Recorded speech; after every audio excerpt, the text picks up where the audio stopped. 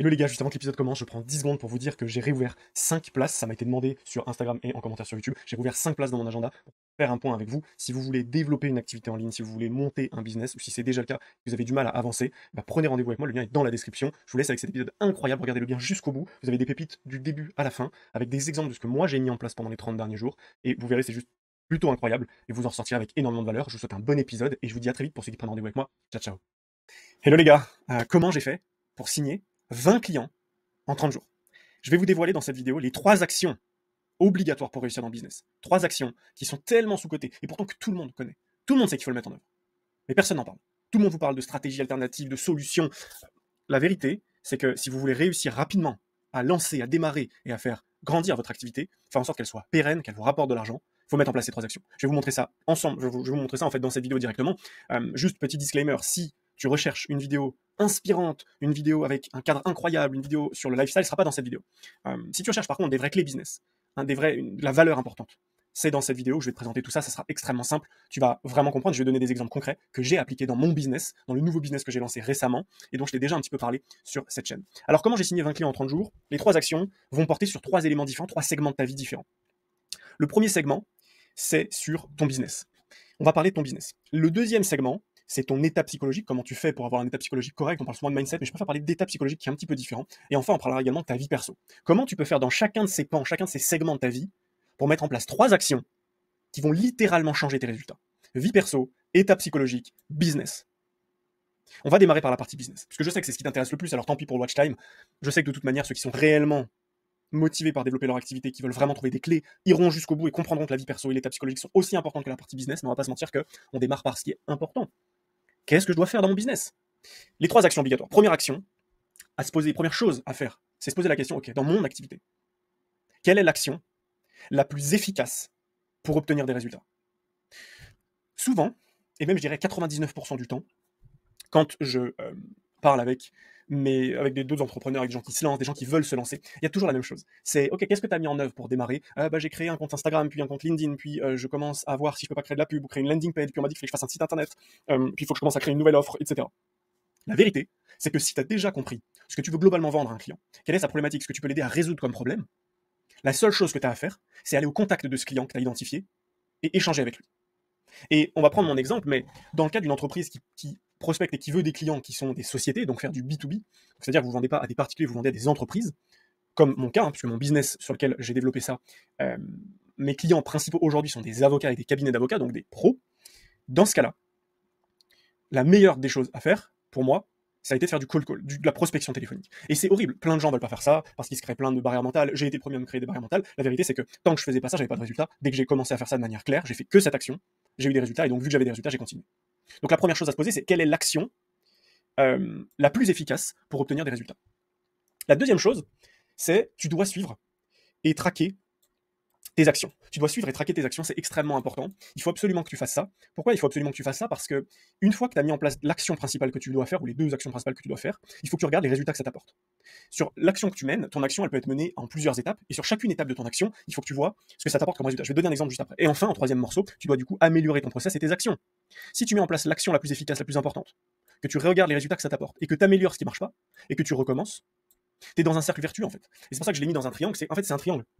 Chaque partie, chaque sommet de ton triangle est un des points. Point numéro 1, point numéro 2, point numéro 3. Je mets en place l'action principale, je regarde les résultats que ça m'apporte, j'améliore le process, je mets en place les actions, je regarde les résultats, j'améliore le process, etc., etc. Et si tu fais ça, t'es juste inarrêtable. Maintenant, je vais donner un exemple concret dans mon business. L'action numéro 1, l'action principale, c'était de faire de la prospection téléphonique. C'est-à-dire que j'identifie ma cible, je l'appelle, je propose un rendez-vous. Donc en gros, tu l'appelles, donc tu calls, tu fais ton call, tu proposes un rendez-vous, et lors du rendez-vous, tu vends. Donc tu as plusieurs étapes, tu as un call et le rendez-vous pendant lequel tu vends. Du coup, ok, j'ai appelé combien de personnes? Donc tu fais tous tes trucs, ensuite j'ai appelé combien de personnes? Tu fais le suivi. J'ai appelé 50 personnes. Ok, tu as appelé 50 personnes. Sur 50 personnes, tu as eu combien de rendez-vous? Ok, j'ai eu 5 rendez-vous. Ok, tu as eu 5 rendez-vous sur 50 personnes.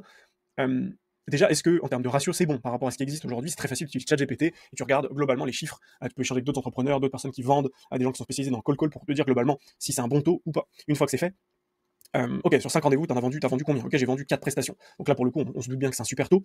Donc forcément que, ok, si sur 5 rendez-vous, j'ai vendu 4 fois, je sais que j'ai pas un problème de vente, j'ai pas un problème de closing. Donc déjà, je vais pas focaliser mon temps et mon attention là-dessus. Ça veut dire que j'ai plutôt un problème entre le nombre de calls que j'ai réalisé et le nombre de rendez-vous que j'ai obtenus. Soit le taux est bon, et c'est juste que j'ai pas fait assez de calls, soit le taux est pas bon, et dans ce cas-là, j'ai fait assez de calls, mais juste mes calls ne sont pas d'assez bonne qualité pour obtenir des rendez-vous, donc il faut que j'améliore mon script, il faut que j'améliore ce que je dis, il faut que j'améliore ma compréhension du besoin du client, il faut que je comprenne davantage ce dont il a besoin, ce qu'il veut entendre, comment je peux faire pour lui faire comprendre que je peux vraiment l'aider, parce que je suis convaincu que je peux l'aider, et voilà globalement ce qui permet d'avoir des résultats sur la partie business. Tu te focalises sur l'action la plus importante, tu mets en place un suivi, et sur tout ce qui va pas, tu améliores le process et tes actions, et tu recommences. Et ça, c'est... Je veux dire, il n'y a pas de secret, mais d'un autre côté, pour moi, c'est un secret parce que tout le monde sait qu'il faut faire ça, mais personne ne veut le faire. C'est vraiment, tu arrives dans une pièce, tu as une femme ou un homme, peu importe, que tu trouves vraiment très attirant, tu as envie d'aller parler à cette personne, donc imaginons que ce soit une femme, tu as envie de parler à cette femme, parce que tu te dis, ok, j'ai une opportunité d'aller parler avec cette femme, elle me plaît physiquement, j'ai envie de voir si elle me plaît intellectuellement, émotionnellement, etc. J'ai envie de la connaître davantage. Et tout le monde sait que pour avoir des résultats, il faut juste aller lui parler en fait. Elle est juste ici, toi tu es là, et tu sais que la meilleure des choses, c'est juste d'aller lui parler. Et pour autant, tu sais que c'est la meilleure des choses, mais toi, ce que tu vas faire, c'est trouver d'autres choses. Ok, je vais aller faire autre chose à côté en marchant correctement, en montrant que je suis charismatique, je vais marcher droit. Ok, je vais lui montrer que je suis capable d'avoir des relations et de parler avec d'autres gens. Ok, je vais lui montrer ci, je vais lui montrer ça, je vais faire ci, je vais faire ça, je vais lui envoyer des regards, je vais faire ci, blablabla. Et en espérant que j'ai pas besoin de faire ça. Parce que la vérité, c'est que t'as peur de faire ça. Parce que t'as peur de te faire rejeter, t'as peur que ça marche pas, t'as peur qu'on te juge, t'as peur de plein de choses, et c'est normal. Mais au fond de toi, tu sais que la meilleure des choses, c'est de supprimer tous ces petits traits bleus et d'aller frontalement vers l'action la plus efficace. Ça veut pas dire qu'elle va fonctionner à chaque fois, mais ça veut dire que si à chaque fois que tu rentres dans une pièce, la personne que tu trouves la plus attirante pour toi et que tu as vraiment envie de connaître, si à chaque fois tu utilises cette technique d'aller directement voir la personne et d'échanger avec elle, tu auras forcément des résultats. Et c'est la même chose dans le business. Si tu veux trouver tes clients, si tu veux que tes clients te connaissent, il faut aller leur parler. Et si ça doit passer par la prospection téléphonique, il faut le faire. Maintenant, pour pouvoir le faire, le deuxième point extrêmement important, et je sais qu'il y a déjà plus grand monde qui regarde la vidéo parce que les gens sont en mode oui, bon, c'est classique, c'est facile, mais ils le font pas. C'est traiter ton état psychologique. Comment tu fais pour te mettre dans l'état psychologique qui correspond à l'action que tu dois mettre en œuvre? Comment tu fais pour te mettre dans l'état psychologique qui va te permettre de passer à l'action de manière massive, de suivre tes résultats, et ensuite d'améliorer le process, et de continuer?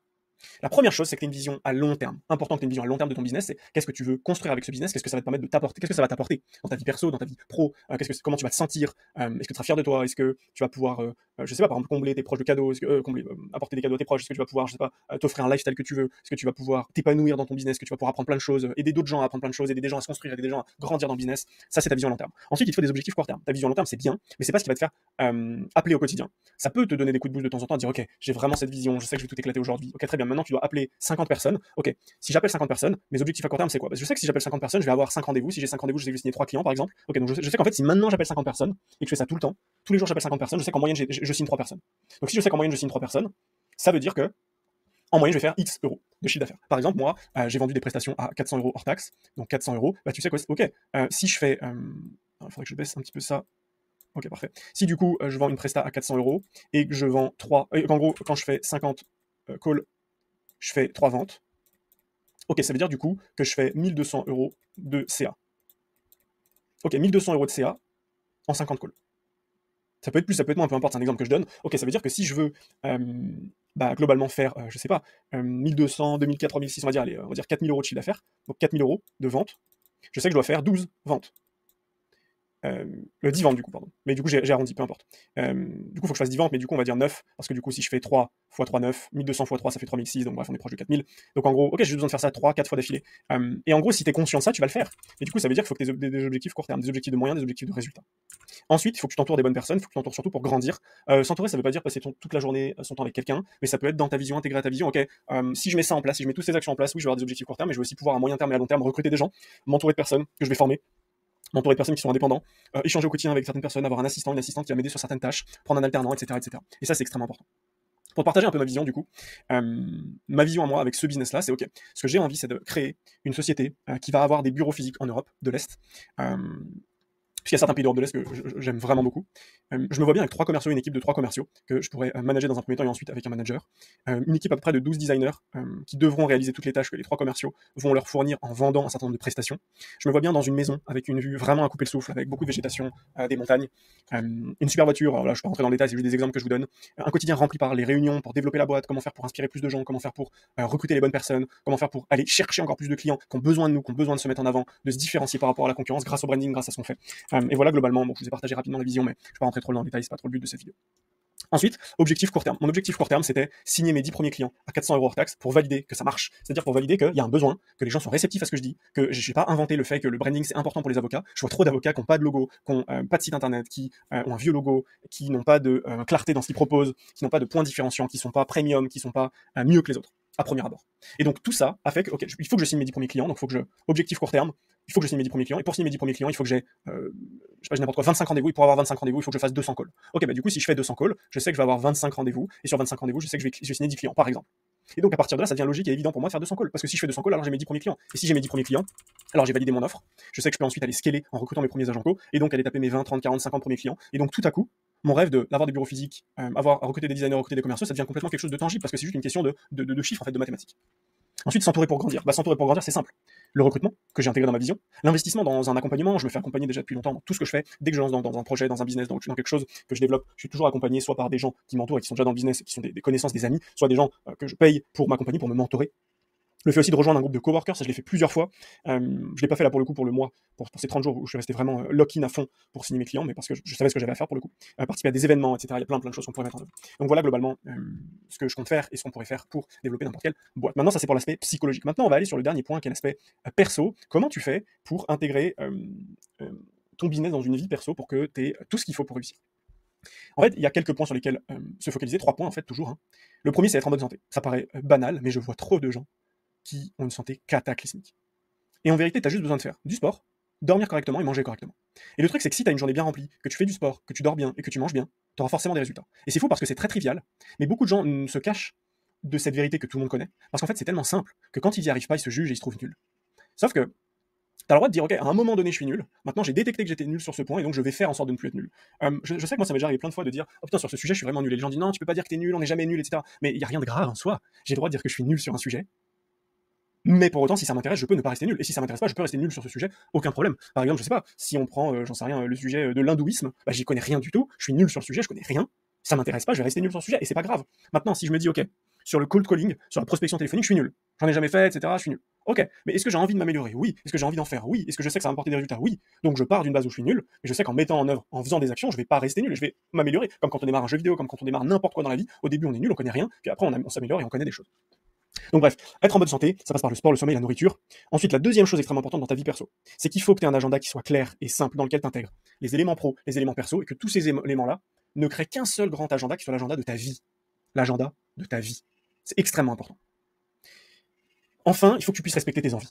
C'est quelque chose que j'ai beaucoup refusé pendant longtemps et sur lequel je me suis fermé pendant longtemps. Et je sais que c'était une grosse erreur, mais il faut que tu arrives à intégrer tes envies dans ton agenda, c'est très important. Par contre, là où je mets un gros bémol, c'est qu'il ne faut pas faire l'inverse. Je vois trop de gens faire l'inverse, c'est-à-dire ils ont dans leurs agendas des trucs de prévus, mais ils vont les remplacer par ce qu'ils ont envie de faire. Et ensuite, les trucs qui sont nécessaires, les actions essentielles, ils vont les intégrer un peu en poussant dans l'agenda, un peu quand ils peuvent, quand ils veulent.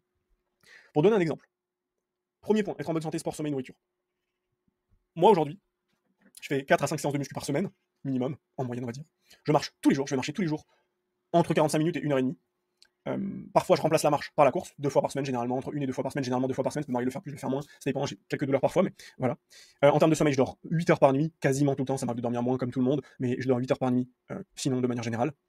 Et en termes de nourriture, bon, pour le coup, je vais pas rentrer dans le détail, mais je mange, on va dire, 3-4 repas différents, tout le temps. C'est-à-dire que j'ai 3-4 repas, 3-4 types de repas, et je mange ces repas-là tout le temps, je sais globalement combien je mange de calories à peu près, c'est pas que je suis fou de ça, mais juste je le sais, je sais que ça permet de maintenir mon niveau de forme, permet de tenir mon niveau en termes de kilos, je sais exactement comment est-ce que je me comporte, et donc ça c'est très très bien.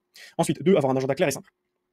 Il faut que dans ton agenda, ce soit très clair, très simple, comme je l'ai dit, et quand je dis simple, c'est qu'il faut pas qu'il y ait 1 million de trucs. Il faut pas qu'il y ait des trucs trop compliqués en disant, ok, de telle heure à telle heure, tu fais ça, de telle heure à telle heure, tu fais ça, de telle heure à telle heure, tu fais ça, nanana. Parce qu'en fait, si tu rates un créneau, tu vas aller tout décaler, tu vas avoir la galère. Ce qu'il faut surtout, c'est que tu aies des sessions de travail de 2 à 4 heures d'affilée, ou ça peut être moins, entre 1 et 4 heures d'affilée, sur lesquelles tu es en mode focus. Et tu fais du deep work pendant 1, 2, 3, 4 heures. Alors 4 heures, ça commence à être long, après ça dépend sur quoi. Par exemple, moi dans le trading, je sais que je suis capable de faire 3-4 heures de sessions d'affilée parce que c'est une activité que j'ai fait pendant très longtemps. Et par exemple, dans la prospection téléphonique, alors je l'ai fait il y a bien longtemps, mais j'en ai pas fait autant que ce que je vais faire maintenant, mais je suis pas capable de faire 4 heures d'affilée. J'ai pas assez d'énergie, je vois bien que je suis moins performant, donc ça sert à rien de griller des cartouches. Donc je préfère faire 1 voire 2 heures d'affilée et ensuite d'aller faire autre chose. Donc tu as une session qui dure 1, 2, 3, 4 heures, et chaque session, c'est égal à un objectif. Et un objectif, j'ai bien noté, un objectif de moyen. Il faut bien que tu aies un objectif de moyen, pas un objectif de résultat. C'est-à-dire que quand tu fais ta session, par exemple, de prospection, tu appelles des gens, tu appelles 50 personnes en 1 heure, il faut bombarder, mais tu peux appeler 50 personnes en 1 heure largement. Ok, j'appelle 50 personnes.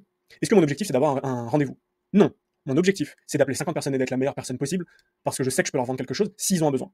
Et si j'appelle 50 personnes, c'est que je considère que ces 50 personnes ont potentiellement un besoin. Si je détecte qu'effectivement elles ont un besoin, alors je prendrai rendez-vous. Mais mon objectif, c'est un objectif de moyen. Je dois appeler 50 personnes, j'appelle ces 50 personnes, je suis la meilleure version de moi-même, je développe mon script, je développe ce que je dois dire, j'améliore, et c'est tout. Et forcément que les résultats arriveront. Et une fois que tu as fait ça, 5, 10, 15, 20 fois, là, tu pourras commencer à avoir des statistiques sur ton suivi dans ton tableau et dire, OK, normalement, sur 50 personnes que j'appelle, en moyenne, j'arrive à dégoter 5 rendez-vous. Donc, mon objectif sur ma session d'1 heure, c'est d'avoir 5 rendez-vous. Et globalement, voilà. Mais pour l'instant, une session égale un objectif de moyen, c'est le plus important. Ensuite, sur respecter tes envies, intégrer-les à ton agenda, mais ne fais pas l'inverse. Par exemple, moi, je vais intégrer des moments de partage sur Discord avec mes potes parce que j'aime bien rester tranquille le soir, par exemple, sur Discord à parler, à faire, par exemple, je vais jouer aux échecs en même temps, ou je vais regarder une vidéo, un documentaire ou quelque chose, ou je vais suivre une formation sur business ou sur quelque chose d'autre. Je vais respecter aussi mes sessions de geek avec mes potes, je vais respecter les sorties, les rencontres que je fais, les dates que je vais avoir, mais je vais les intégrer dans mon agenda qui contient déjà les actions importantes. Comme par exemple la prospection téléphonique, les rendez-vous avec les clients, les moments que je vais livrer, mon service, etc. Et finalement, tout ce que j'ai dit là, c'est quelque chose de, en fait, vraiment, vraiment très simple, mais que personne ne fait. Et je vous assure que finalement, les 3 actions obligatoires que tu dois faire, tu peux les faire. C'est-à-dire déjà dans ton état psychologique, te créer ta vision, objectif court terme, t'entourer pour grandir, c'est vraiment, vraiment rapide à faire. Il faut juste prendre le temps. Ta vie perso, être en bonne santé, avoir un agenda clair, respecter tes envies. En vérité, respecter tes envies, c'est juste qu'il faut comprendre qu'il y a une différence entre tes envies et tes besoins. Ton besoin, c'est développer ton business. Ça peut être une envie aussi, mais c'est un besoin. Ça, c'est tes envies.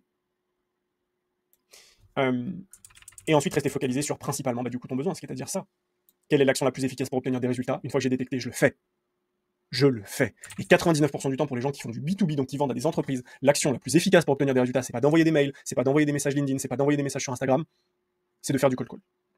Bien sûr qu'il y a des exceptions, bien sûr que vous pourrez quand même avoir des résultats avec du mailing, je dis pas l'inverse, mais c'est pas l'endroit où vous aurez plus de résultats. Donc il faut arrêter de se cacher derrière des excuses, derrière des peurs, etc. Je sais que vous en avez, genre on en a tous, mais le plus important, c'est de mettre en place l'action qui est la plus efficace, de le faire, et de s'entourer de gens qui peuvent vous aider à le faire. Moi, par exemple, je sais que demain, si je loue des bureaux, là en ce moment je suis à Lyon, si je loue des bureaux à Lyon et que j'invite 3-4 personnes de la chaîne, par exemple, qui sont en train de développer leur business ou qui veulent le développer, que je vous invite dans les locaux et que vous venez pour faire la prospection avec moi, que vous soyez bon ou pas bon, on s'en fout. Si vous le faites, vous aurez des résultats. On fait ça pendant 3-4-5 jours, forcément que vous aurez des résultats. Il n'y a aucun doute en fait.